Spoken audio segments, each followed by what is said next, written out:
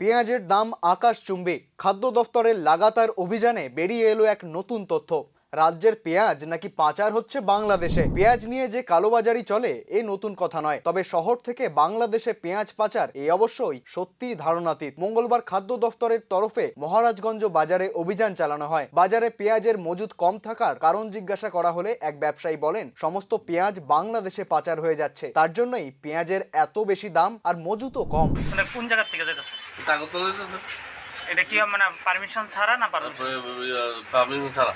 Permission কে করতেছে এটা? এটা সবাই তো আপনি মনে করেন কাস্টমার হিসেবে আমরা করে আইছেন বাংলাদেশ লাইন দিয়ে বন্ধ করতে হবে, নালে কাম হইতো না। বাংলাদেশ প্রচার করতেছে কে?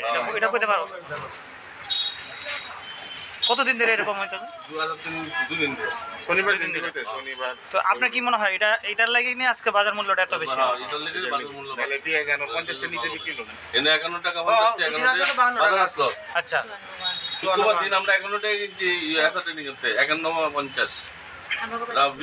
মঙ্গলবার বাজারে খাদ্য দফতরের আধিকারিকরা একটি রেশন দোকানেও তালা মেরে দেন দুর্নীতির অভিযোগে। দোকানে চালের পরিমাণে কিছু গরমিল পাওয়ায় বিষয়টি তদারকি করেন ডিভিশনাল ফুড কন্ট্রোলার প্রদীপ কুমার ভৌমিক। তাকে বাংলাদেশে পেঁয়াজ পাচারের প্রসঙ্গে জিজ্ঞাসা করলে তিনি বলেন, গোটা বিষয়টি তিনি প্রশাসনের নজরে আনবেন। সেখানে আমরা একটি পেঁয়াজের দোকান ভিজিট করি। সেখানে ভিজিট করে মালিকের নাম হচ্ছে রাজু বণিক। সে প্রতি কুইন্টাল পেঁয়াজ 58 টাকা করে চেয়েছিল। তো আমাদের মনে হয়েছিল রেটটা হাই। আমরা ওনাকে জিজ্ঞেস করলাম, পেঁয়াজটা আপনি কোথেকে এনেছেন? উনি বলছে রামু বুয়ার থেকে আনছি।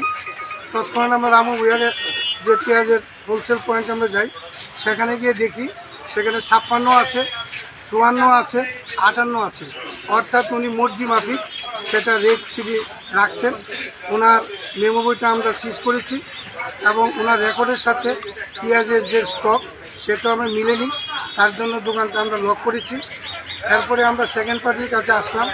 সেখানে এসে আমরা জিজ্ঞেস করলাম, পেঁয়াজ তো কিছুদিন আগেও কম ছিল, 51 টাকা 52 টাকা, আজকে সেটা 57 58 কী করে হলো? উনি তৎক্ষণাৎ খুব আশ্চর্যজনকভাবে একটা উত্তর দিলেন, পেঁয়াজ নাকি বাংলাদেশে চলে যায়।